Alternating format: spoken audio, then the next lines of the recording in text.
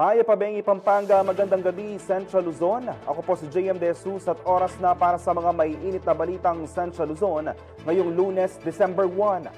Senate records, ligtas matapos ang sunog sa Senado ayon kay Soto.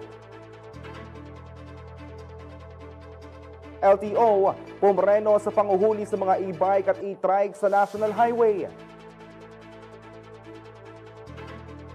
Benteng bigas meron na, program inilunsad sa Clark. Giant Lantern Festival 2025 inilunsad na, libo-libong turista inaasahang dadagsa.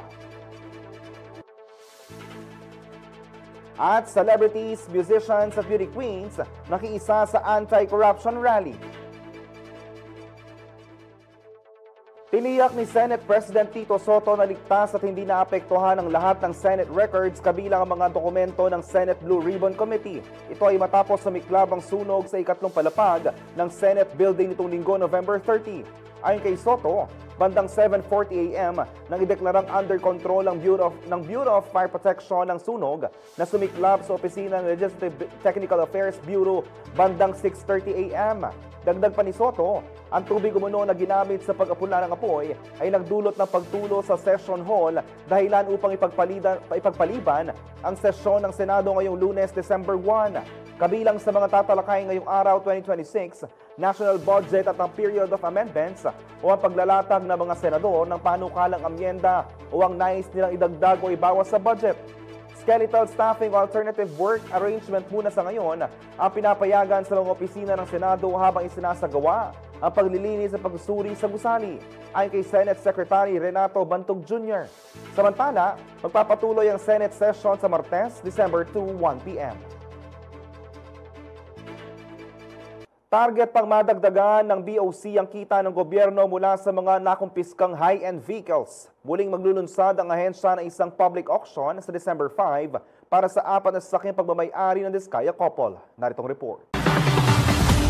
Panibagong batch ng high-end vehicles na nakumpiska mula sa controversial contractor couple na sina Curly at Sara Diskaya ang nakatakdang ipa-auction ng Bureau of Customs. Gaganapin ang second round ng bentahan sa BOC Main Office sa Port Area, Manila sa darating na Biyernes, December 5. Ayon sa BOC, may combined value na 17.3 million pesos ang 4 na sasakyang isa sa ilalim sa auction. Isasagawa ang bidding nito sa pamamagitan ng sealed bids simula 10 a.m. sa nabanggit na araw. Magkakaroon din ng public viewing sa mga qualified bidders sa December 2 at 3 na pamamahalaan ng Auction and Cargo Disposal Division ng Port of Manila. Maaari din namang tingnan ng mga interesadong bidder ang kumpletong detalye sa official website ng BOC. Ang isasagawang auction ay kasunod ng matagumpay na bentahan noong November 20, kung saan nakalikom ang gobyerno ng mahigit 38 million pesos mula sa 3 iba pang luxury vehicles ng Diskaya Couple. Itinuturing ng BOC na mahalagang hakbang ang sunod-sunod na auction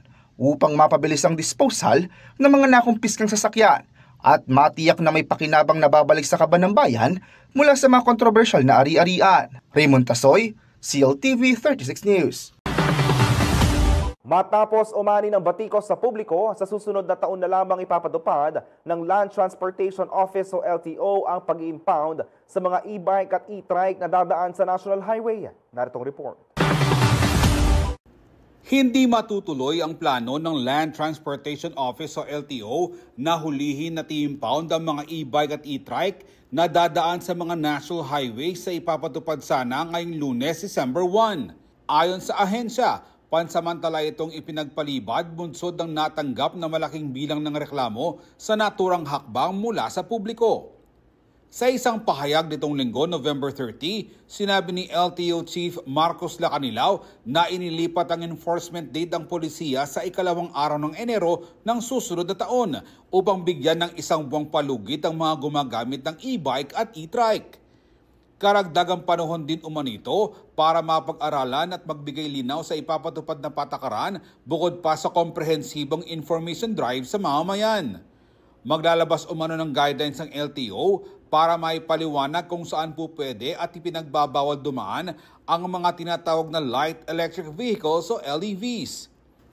Simula Lunes, magtatalaga ng mga enforcer ng tanggapan sa mga pangunahing lansangan, hindi para manghuli, kundi para magbigay kaalaman hinggil sa maaaring gawin ng mga e-bike at e-trikes. Sa pagsapit ng January 2, maghihigpit na ang ahensya at mag-i-impound na ng mga LEVs. Paliwanag ng opisyal, hindi raw nila hangad na makaabala dahil tanging nais ng LTO na maging ligtas ang mga kalsada sa mga motorista, maging ng mga gumagamit ng e-bike at e-trike. Nauna nang idinahilan ang dumaraming aksidente sa mga national highways na kinasasangkutan ng mga LEV na sanhi ng inilabas sa polisiya ng LTO. Ako si Jody Dizon Mercado para sa CLTV 36 News. Big-time price rollback sa diesel at kerosene habang dagdag presyo sa gasolina ang ipatutupad ng iba't ibang oil company sa bansa simula Martes, December 2. May bawas na 2 pesos and 90 cents ang per liter ng diesel habang 3 pesos and 20 cents per liter ang tapya sa kerosene. Dagdag 20 cents naman ang ipapataw ng kumpanya sa kada litro ng gasolina. Epektibo ang panibagong price adjustment simula 6 a.m. bukas, maliban sa clean fuel na 8:01 a.m. ipatutupad ang kaparehong presyo. Ayon sa Department of Energy Oil Industry Management Bureau, posibleng bunso dito ng ceasefire sa pagitan ng Ukraine at Russia, pati na rin ang oversupply ng langis sa merkado. Manatiling nakatutok at magbabalik ang CLTV 36 News.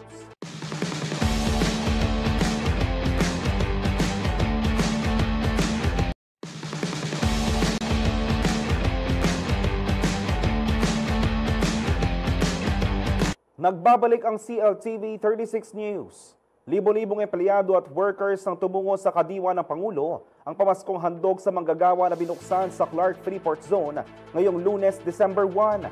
Maagang pinilahan dito ang 20 pesos per kilo na bigas at iupang affordable na pangunahing bilihin. Tinatayang halos 100,000 workers sa Clark ang makikinabang sa kadiwa rollout na pinangunahan ni Agriculture Secretary Francisco Kiko Churo Laurel, katuwang si Department of Labor and Employment o DOLE Region 3 Director Geraldine Panlilio. Ayon kay Clark Development Corporation President and CEO Attorney Agnes VST de Banadera, ang programa ay hindi lamang pansamantalang tulong. Sinisiguro umano ni Secretary Laurel ang sustainability ng kadiwa hanggang 2028, kaya makakaasa mga manggagawa na tuloy-tuloy ang access nila sa murang bigas at essential goods. Bukod dito, nagsasagawa rin ang mga opisyal ng ceremonial planning or planting ng 4 na Guimaras mango saplings bago ang turnover ng isang tissue culture laboratory. Sanipuwersa ngayon ang Department of Transportation at Office of the Solicitor General para makapaghanda ng kaukulang dokumento na kinakailangan sa pagresolba ng right-of-way issues at site acquisition para sa railway project sa Luzon. Naritong report. Nagkaisa ang Department of Transportation o DOTR at ang Office of the Solicitor General o OSG para maisakatuparan ng mabilis sa implementasyon ng North-South Commuter Railway o NSCR at ng Metro Manila Subway Project o MMSP. Sumailalim sa pagsasanay ng OSG ang mga tauhan ng Transportation Department para sa expropriation cases sa mga pribadong lote na daraanan ng Railway System Project sa Clark nitong Huwebes, November 27. Ang expropriation ay ang legal na proseso kung saan maaring kunin ng pamahalaan ang pribadong lupa o ari-arian para magamit sa mga proyekto ng gobyerno na itinuturing na para sa public use o kapakinabangan ng publiko. Sa ilalim ng batas, dapat munang makipag-ayos ang gobyerno sa may-ari ng lupa para sa makatwirang bayad. Kung hindi magkakasundo, maaaring magsampa ng kaso ang pamahalaan sa korte upang ipag-utos ang pagkuha ng lupa kapalit ng just compensation. Karaniwang ginagamit ang expropriation upang maiwasan ang pagkakaantala sa implementasyon ng malalaking proyekto, lalo na kung mahalaga ito sa masabilis sa serbisyo at benepisyo ng mamamayan. Ang Right Workshop on Expropriation Cases ay tugon sa direktiba ni Pangulong Ferdinand Marcos Jr. na pabilisin ang lahat ng flagship infrastructure projects upang agad na makinabang ang mga commuter.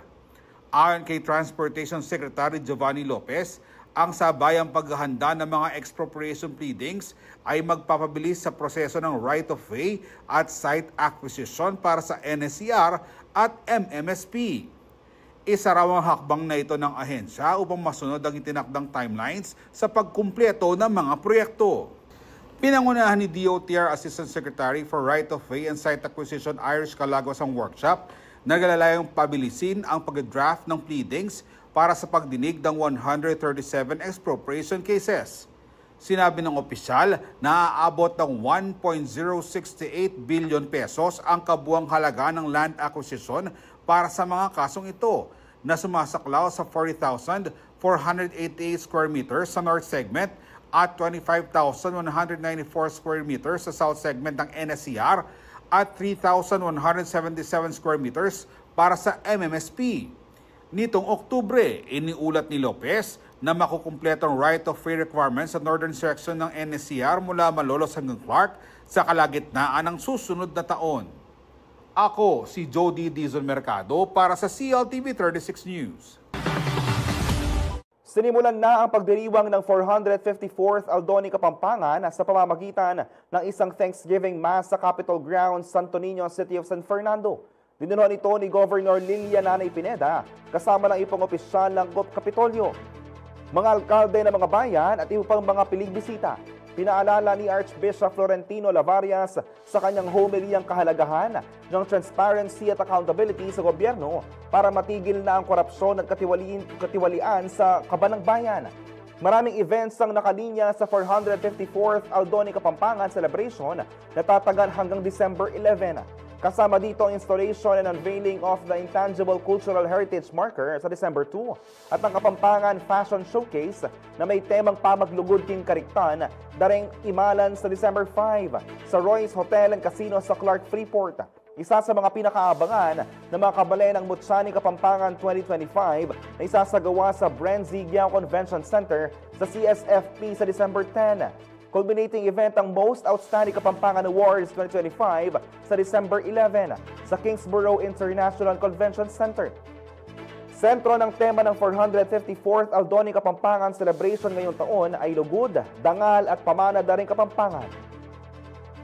Angat ang kultura at ganda ng Pampanga sa local costume competition ng Mutyaning Kapampangan o MNK 2025 na ginanap sa Kingsborough International Convention Center nitong Sabado, November 29. Ipinakita ng 22 candidates mula sa iba't ibang bayan at lungsod ang kanilang kasaysayan at sining sa pamamagitan ng makabagong disenyo at malikhaing presentasyon ng kanilang costume entries.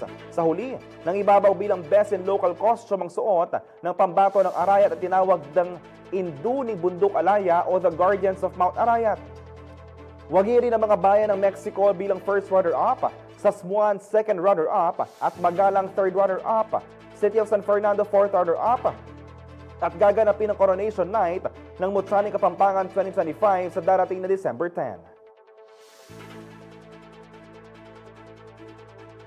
Manatili nakatutok para sa iyong mga balita ngayong araw.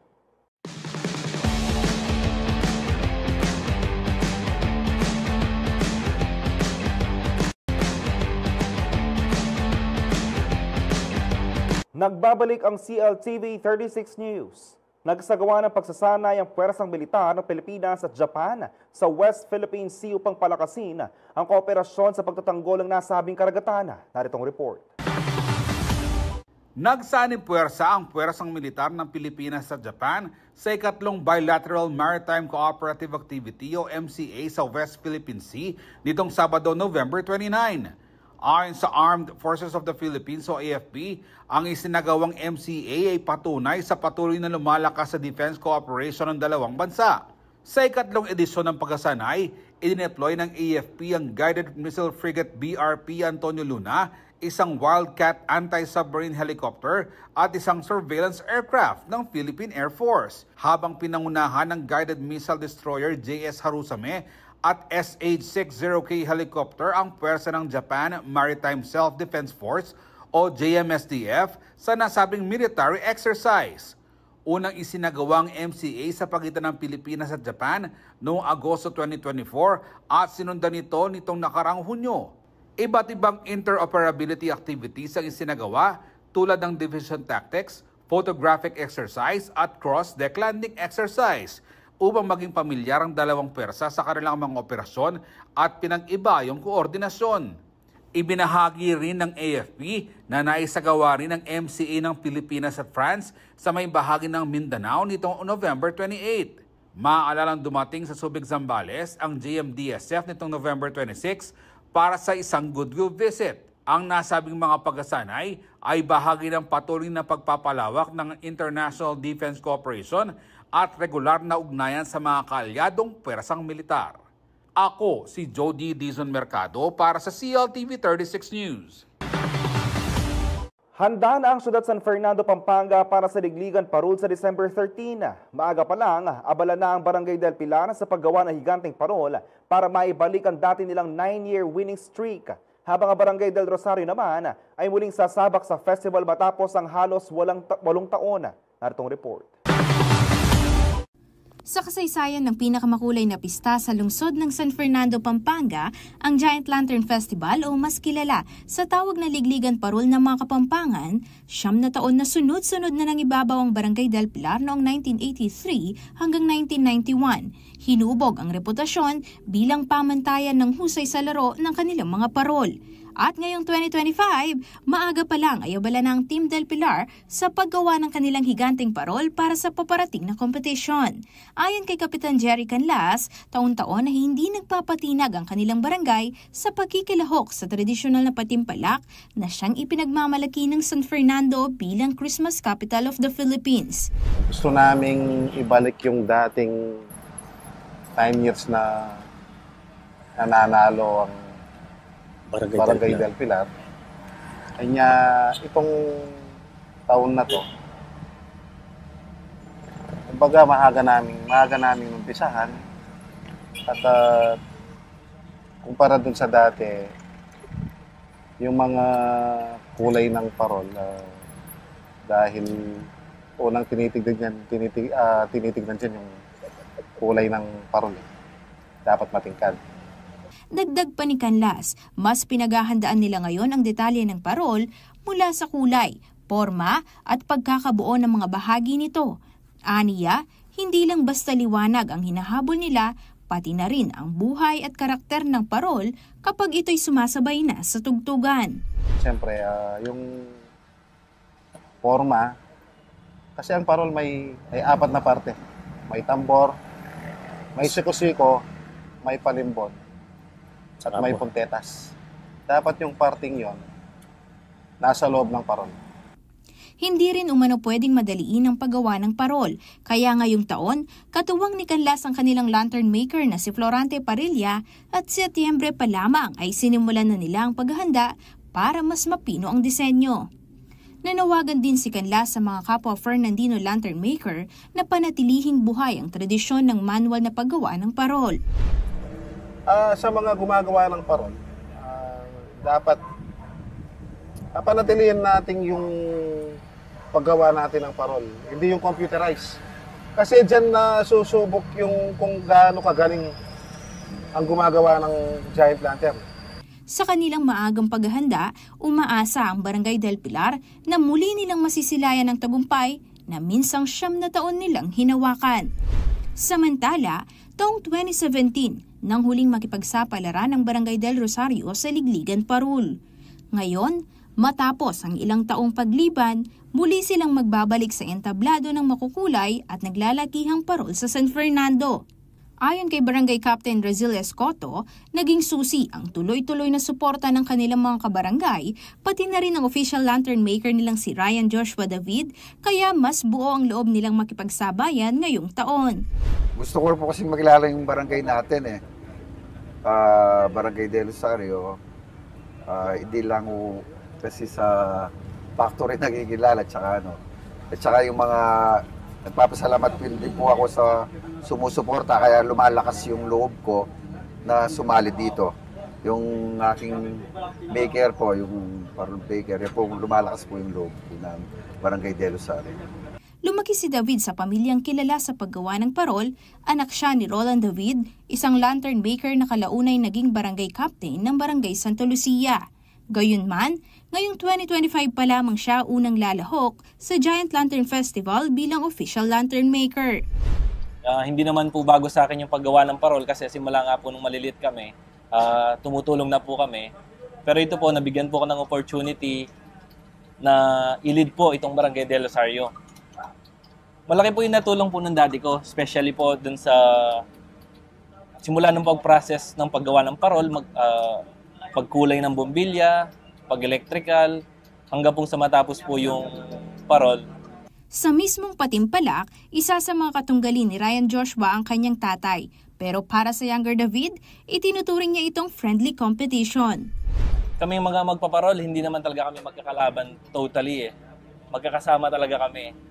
Kasi yung pinupush namin dito yung tradition eh. Tinutuloy natin yung tradition ng mga parol eh.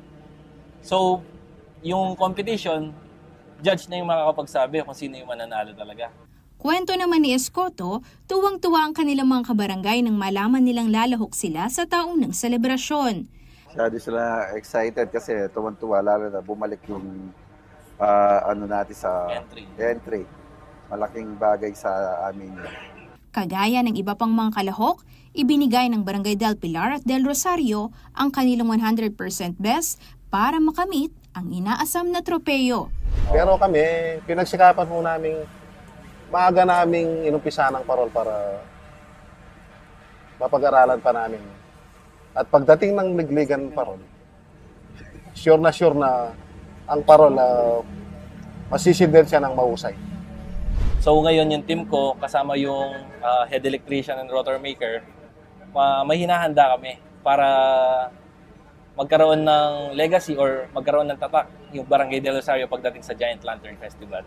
Kung nais niyong mapanood ang inihandang gimmick at pakulo ng dalawang barangay sa kanilang mga parol, pumunta lamang sa Robinson Star Mill CSFP sa December 13 o abangan ang livestream ng CILTV 36 sa kanilang digital channels at official social media pages. Isol Fernando, CILTV 36 News. Inilunsad na ng Giant Lantern Festival 2025 Executive Committee ang pista ng mga higanting parol na ilang araw na lamang ang hinihintay at inaasahang dadagsain ng mga turista. Narito ang report. Inaasahang maging makulay, makislap at kumukuti-kutita pang pinakaabangang okasyon ngayong Kapaskuhan sa City of San Fernando, Pampanga, ang Giant Lantern Festival o Ligligang Parol. Muling bibida ang mga higanting parol na gawang Fernandino sa paglulunsad ng kasiyahan ngayong Lunes, December 1 sa Executive Building Heroes Hall. 10 barangay ang kasali na magtatagisan ng disenyo, diskarte, sayaw ng mga kulay at mga pakulo sa Giant Lantern Festival Competition Night sa December 13, araw ng Sabado. Ayon kay Engineer Emer Feliciano, co-chairperson ng GLF 2025 Executive Committee, patuloy ang kanilang preparasyon sa likuran ng Robinson Star Mills para matiyahang kasiyahan ng mga dadalong turista, mapalokal man o galing ibang bansa. Expected spectators tapuget ang katamong barricaded area for standing room only is it can accommodate up to 5,000 to 6,000 people, and then with a seating capacity of 2,500. Dahil pa po open spaces outside. Maski 10,000 po, all in all, pagdiulang po kitang venue. Maluwalas siya po ita.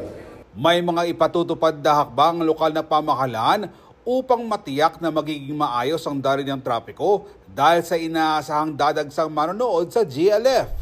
Going to the main area, wala po rin maging access tamokin. It's one is the Jose Abad Santos Avenue, and then naman pwede naman po iking Barangay San Jose via the subdivision po itang East Gate, pwede po gamitan ito.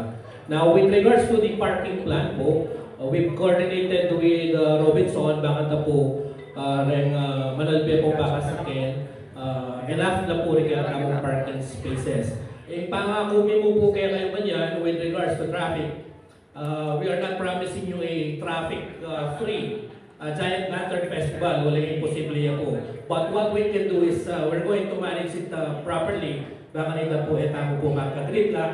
Just the same po kaya nangyari po last year. And hopefully po, ito pong plano ni ma-execute po masales and through the help of our media friends, sa po rin yan ang among makapormang IMT kaya kasalikuyan.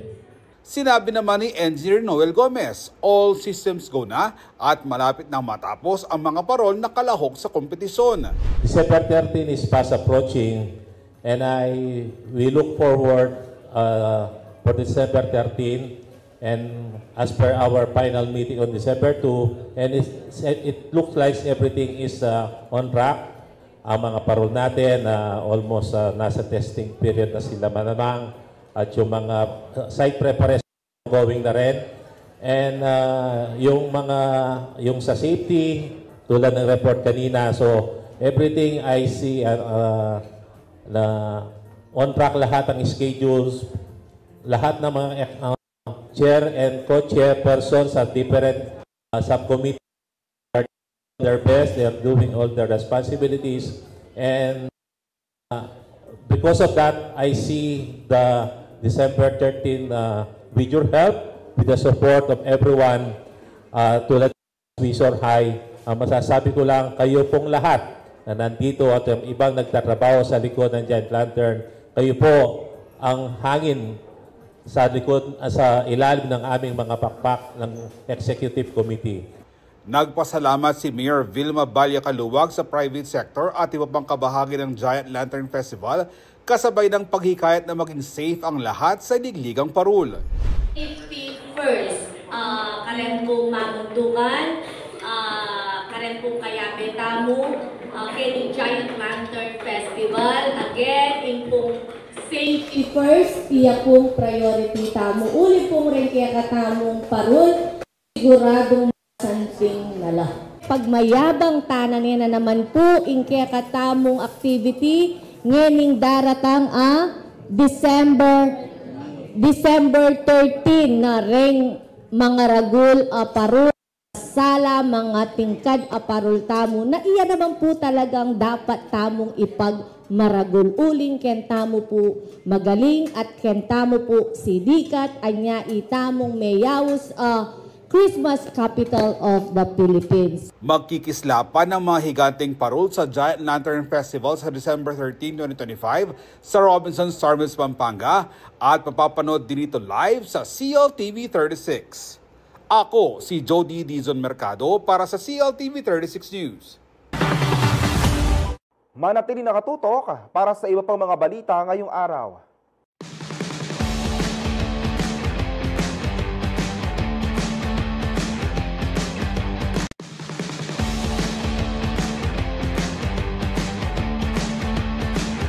Nagbabalik ang CLTV 36 News. Mas pinalakas, mas pinaastig. Ipinakikilala ng Geely ang 2025 Cool Ray Sport Plus, ang bagong version ng kanilang popular compact SUV na may bagong sporty design, upgraded tech features at performance na siguradong patok sa mga naghahanap ng forma at power sa isang sasakyan. Available na ito sa Laos Auto Group, kaya't hindi mo na kailangan lumayo pa para masilip o i-test drive ito. Alamin ang bagong features at kung bakit ito ang dapat mong abangan.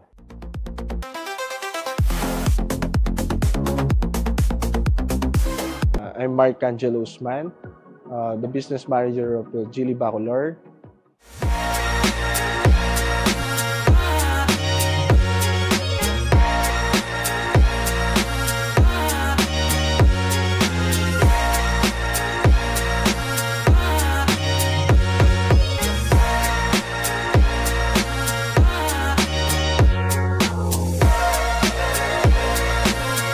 Yung all new Cool Ray namin, marami siyang pagbabago. So, recently, yung Cool Ray namin, yung itsura niya, different dito sa bagong ngayon. Dahil facelifted to, so marami siyang binago, including dito sa hood, meron siyang nakalagay na parang black mesh na dito, na nilagay na as accessories.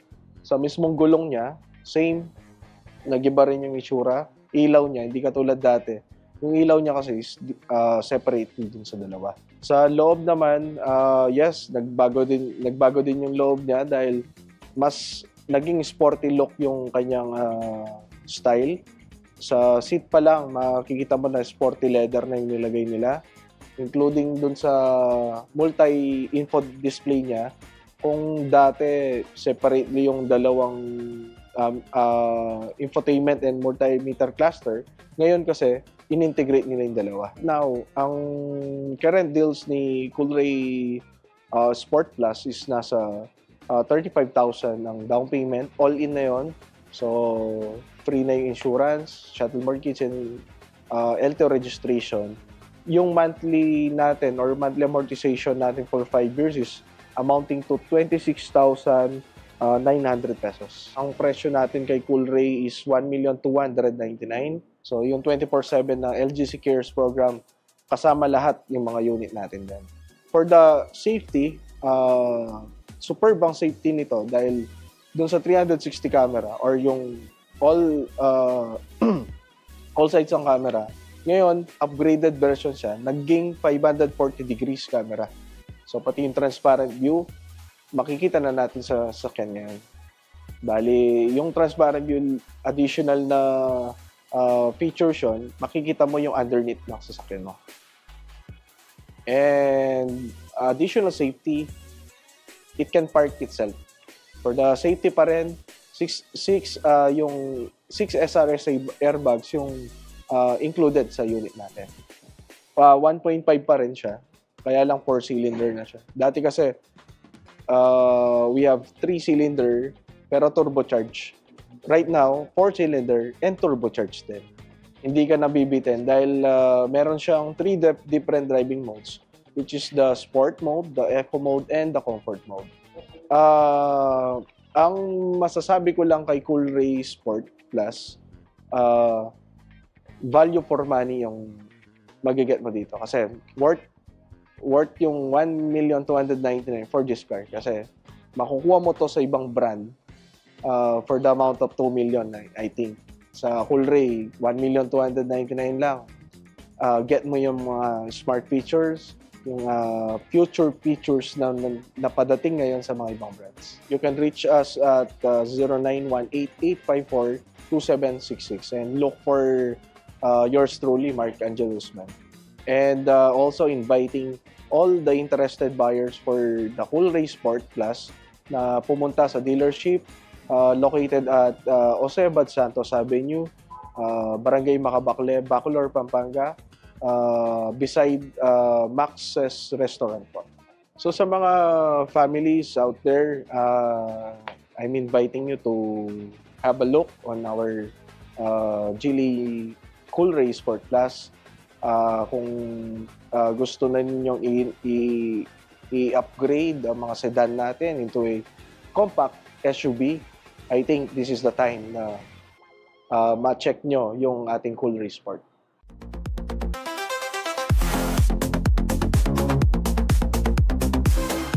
Naging mainit at kapanapanabik ang unang professional fight ng anak ni boxing legend Manny Pacquiao na si Jimwell Pacquiao kontra kay Brendan Lally ng Amerika. Alamin ang buong kwento sa report na ito.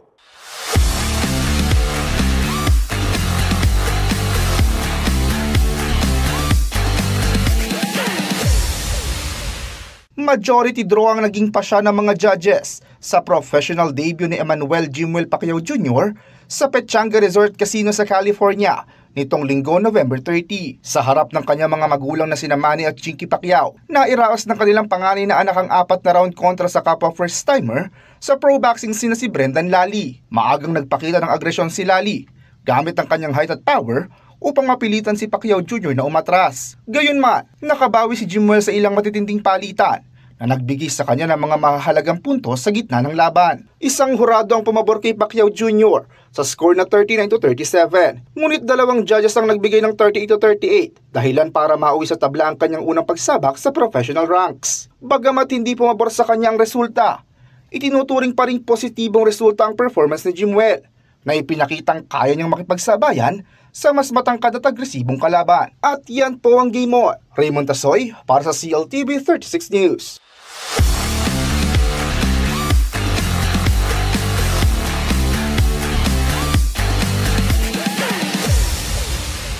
Libo-libong Pilipino kasama mga kilalang personalidad mula sa showbiz at mundo ng musika, beauty queens at aktor ang nagtipon-tipon sa kalsada nitong November 30 upang iparating ang kanilang saloobin sa umunoy korupsyon sa gobyerno. Alamin ko sino-sino nakasama sa Chika Express ni Danny Cagino.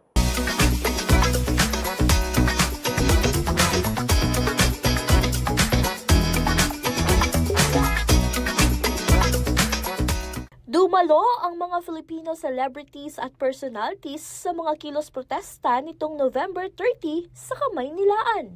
Dalawang pangunahing kilos protesta ang idinaos ngayong linggo. Ang Baha sa Luneta Aksyon na laban sa korupsyon sa Rizal Park at ang Trillion Peso March sa EDSA People Power Monument, kung saan dagsa ang mga mamamayang nananawagan ng transparency at mabuting pamamahala. Ikalawang yugto na ito ng mga protesta matapos ang unang pagkilos noong September 21. Muling nakiisa si Maurice Racal sa Philippine-Palestine Friendship Association sa ginanap na rally kung saan bitbit niya ang placard na may nakasulat na No to Dynasty of Thieves. Dumalo rin sina Pipay, drag queen na si Pura Luca Vega, Elijah Canlas, Bibet Orteza, Noel Cabangon, Miss Earth USA 2024 Bea Milan Windorski at marami pang iba. Nakisama rin ng mga Pinay beauty queens tulad ni Miss Earth Philippines 2025 na si Joy Barcoma at Miss Universe 2018 Catriona Gray. Many are starting to forget why we are angry. People have gone silent, not because they do not care, but because they have lost the belief that change will ever come. And while our nation grows exhausted, our leaders remain silent. Sobrang tahimik, nakakabingi. But tayo? Bakit tayo pumapayag? Why do we allow this to happen to us again and again? When are we going to wake up? What more do we need? Ilang baha pa? Ilang scandal pa? Ilang nakanapondo pa? Before we finally say, tama na! That's why today, we demand action. To the Ombudsman, file the cases now! To the senators, suspend the senators implicated! And to the Congress, pass the anti-political dynasty bill. Because power should not be inherited. It should be earned through service of the people. Samantala, kabilang sina Maki at Ben and Ben sa mga inanyayahang magtanghal sa rally sa People Power Monument. Ipinarating nila ang kanilang mensahe sa pamamagitan ng sariling interpretasyon ng kani-kanilang mga awiting, namumula at kapangyarihan. Ang kapangyarihan ay nasa inyo. Sino ba kayo? At yan po ang ating Chika Express. Ako po si Danny Cagino para sa CLTV 36 News.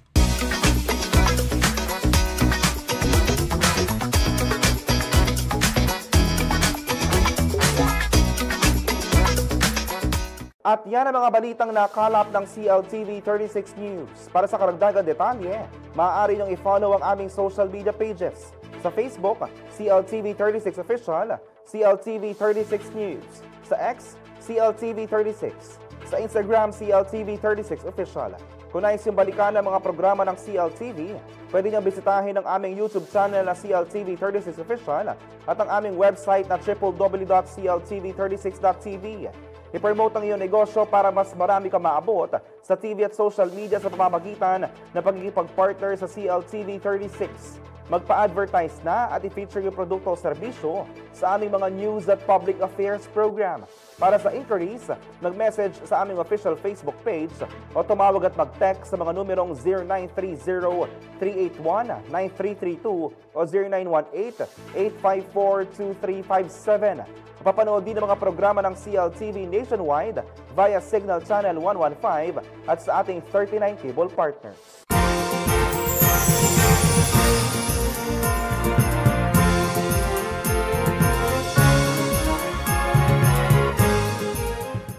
Mga kababayan, nalalapit na po ang pinakamakulay at pinakamasayang okasyon na bida ng kikislapang higanting parol ng City of San Fernando. 12 days na lamang po at Giant Lantern Festival na. Magkita-kita po tayo sa Robinson Star Mills sa December 13, 2025.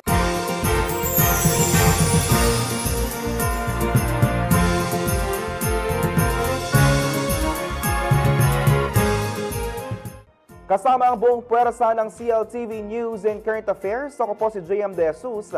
Mga kabalan, 24 days na lamang po at Pasko na. Maraming salamat po.